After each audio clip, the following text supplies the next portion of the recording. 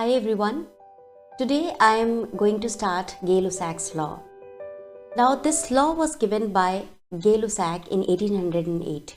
This law is also known as Gay-Lussac's law of gaseous volumes. क्योंकि यहाँ पर हम वॉल्यूम के रिस्पेक्ट में बात करते हैं, राइट?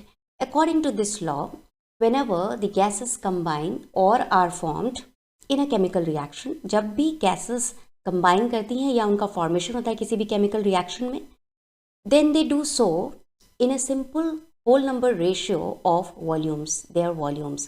यानी उनका जो वॉल्यूम है उनमें एक specific simple whole number ratio पाया जाता है, प्रोवाइडेड कंडीशन क्या है कि the gases are at the same temperature and pressure, right? So here we can see that when the gases combine or are produced in a chemical reaction, they do so in a simple ratio by volume, right?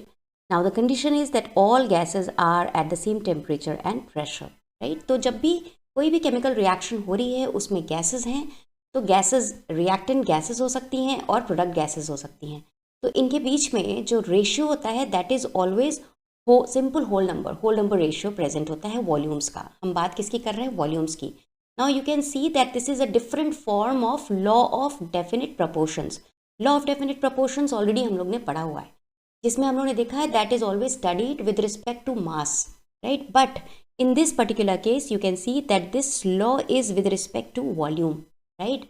तो इसको हम लोग कुछ example से देखते हैं. जैसे एक पहला एग्जाम्पल हम लोग ले रहे हैं. Here you can see hydrogen gas combines with chlorine gas to form hydrogen chloride gas, right? It is very much clear to all of us.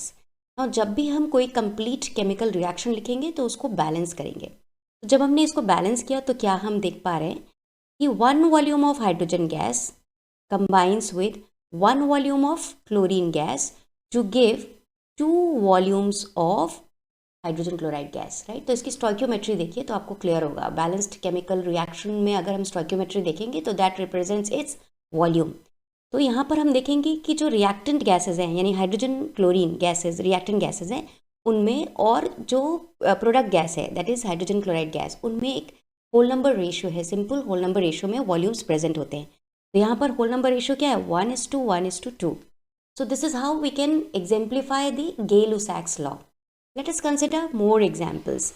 दूसरा एग्जाम्पल में अगर हम नाइट्रोजन और ऑक्सीजन को कंबाइन करें तो नाइट्रोजन ऑक्साइड बन रहा है, right? So here you can see N2 plus O2 gives 2NO, right? तो 1 volume of nitrogen combines with 1 volume of oxygen to give 2 volumes of nitrogen oxide. So what we can see here? So the ratio of their volumes, the volumes of reactant gases and the volume of product gases are expressed in whole number ratio. Let us see how. 1:1:2, right? So here you can see that this is how we can explain the Gay-Lussac's law. Similarly, let us consider another example. दूसरे example हम क्या देख रहे हैं? Hydrogen और oxygen combine करके क्या बनाते हैं? वाटर बनाते हैं. लेकिन जब हम इसको बैलेंस करते हैं तो हम क्या देखते हैं? 2 volume of hydrogen combines with 1 volume of oxygen to give 2 volumes of water. So the ratio of their volumes is 2:1:2, right? So this is how, dear students, you can easily understand what do we mean by Gay-Lussac's law. Now let us consider some applications of Gay-Lussac's law. Okay. So अगर हम Gay-Lussac's law की बात करें तो हम देखेंगे कि it is a variation of ideal gas law in which the gas volume is kept constant, right?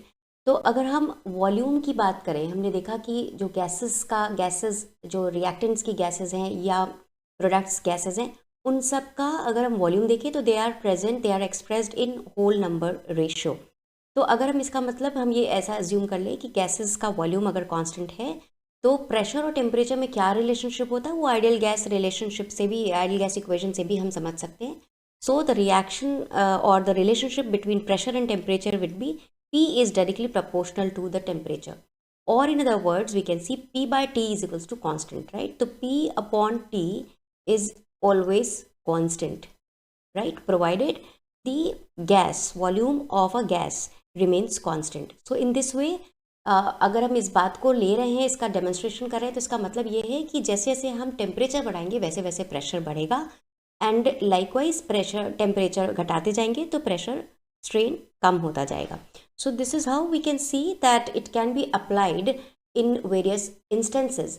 Just for example, हमारी अगर रियल लाइफ एग्जाम्पल्स की बात करें तो प्रेशर कुकर एक बहुत इंपॉर्टेंट एग्जाम्पल है जिसमें गेल-लुसैक्स लॉ इंपॉर्टेंट रोल प्ले करता है. गेल-लुसैक्स लॉ के अकॉर्डिंगली ही हम यहाँ पर प्रेशर कुकर में किसी भी फूड को कुक कर सकते हैं. तो अगर हम प्रेशर कुकर की बात करें तो ये एक एल्यूमिनियम या स्टील का यूटेंसिल होता है जिसमें हम प्रेशर के थ्रू फूड कुक करते हैं, right. So this is the principle. तो इसमें जो वाटर होता है जब इसको हीट मिलती है तो ये वेपराइज करता है, और जब ये वेपराइज करता है स्टीम का फॉर्मेशन होता है and then it exerts a kind of pressure. अब ये जो प्रेशर एक्सर्ट कर रहा है इसी से फूड की कुकिंग हो रही है. नाउ जैसे जैसे ये टेम्परेचर हम बढ़ाते हैं वैसे वैसे प्रेशर बढ़ता है, और इसमें एक प्रोविजन होता है वॉल्व का जो धीरे धीरे जो भी ऑपरेटिंग प्रेशर है उसको धीरे धीरे रिलीज़ करता रहता है. ना किसी भी केस में सपोज अगर वॉल्व ये प्रेशर को रिलीज़ करने वाला वॉल्व है वो ख़राब हो जाए, वो काम करना बंद कर दे, तो उस पर्टिकुलर केस में क्या होगा कि टेम्परेचर के साथ साथ प्रेशर इतना ज़्यादा बढ़ेगा कि ये प्रेशर कुकर के बर्स्ट होने की पॉसिबिलिटी को बढ़ा देगा एंड देन एक्सीडेंट के चांसेस होंगे. तो यहाँ पर प्रिंसिपल हमारा क्लियर होना चाहिए कि गेल-लुसैक्स लॉ यहाँ पर एप्लीकेबल है क्योंकि वॉल्यूम जो है वो दैट रिमेन्स कांस्टेंट. वॉल्यूम अगर फिक्स्ड है, कांस्टेंट है, तो टेम्परेचर बढ़ाने पर प्रेशर बढ़ेगा एंड अकॉर्डिंगली प्रेशर बढ़ने से बर्स्ट होने के चांसेस बढ़ेंगे. इसी तरह अगर हम बात करें टायर की, इन्फ्लेटेड टायर की, तो हॉट समर डेज़ में क्या होता है कि अक्सर हम देखते हैं कि ये टायर्स बर्स्ट कर जाते हैं. उसका रीज़न ये है कि जैसे जैसे टेम्परेचर बढ़ता है वैसे वैसे टायर के अंदर जो प्रेशर है वो भी इंक्रीज़ करता है, और जब वॉल्यूम फिक्स्ड है प्रेशर बढ़ता जाएगा. तो एक पर्टिकुलर केस ऐसा होता है कि जब बहुत ज़्यादा टेम्परेचर होता है प्रेशर इतना ज़्यादा हो जाता है कि टॉलरेबल लिमिट से ज़्यादा हो जाता है और then tyre gets burst. So this is how we can explain the bursting और the accident which happens because of the bursting of tyre in the vehicles. Last but not the least एक example और भी है electric heater का. Electric heater भी pressure cooker के principle पर ही आधारित है, उसको उस पर बेस्ड मान सकते हैं क्योंकि इसमें फिलामेंट होता है जिसके थ्रू पानी गर्म होता है. Now whenever heat is provided and the filament is heated then water gets warmed. Water heat होता है, वाटर हॉट हो जाता है एंड देन जैसे ही उस पर वेपराइज होता है वाष्पीकृत तो होगा ही, और जैसे ही वाष्पीकृत होता है प्रेशर आता है.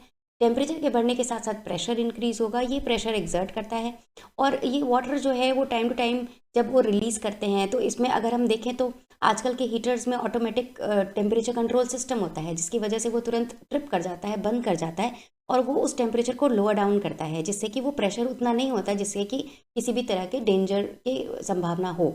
तो इस पर्टिकुलर केस में तो कंट्रोल में होता है, बट अगर सपोज किसी कारण से सिस्टम ख़राब हो जाए तो नोज़ल जिसके थ्रू वाटर निकल रहा है वो काम करना बंद कर दे, तो उस पर्टिकुलर केस में क्या होगा कि अगेन प्रेशर कुकर की तरह ही ये भी इलेक्ट्रिक हीटर का जो भी अंदर सिस्टम है उसको हार्म करेगा और एक टॉलरेबल लिमिट के बाद वो बर्स्ट कर जाएगा, एक्सीडेंट की प्रोबेबिलिटी बढ़ जाएगी.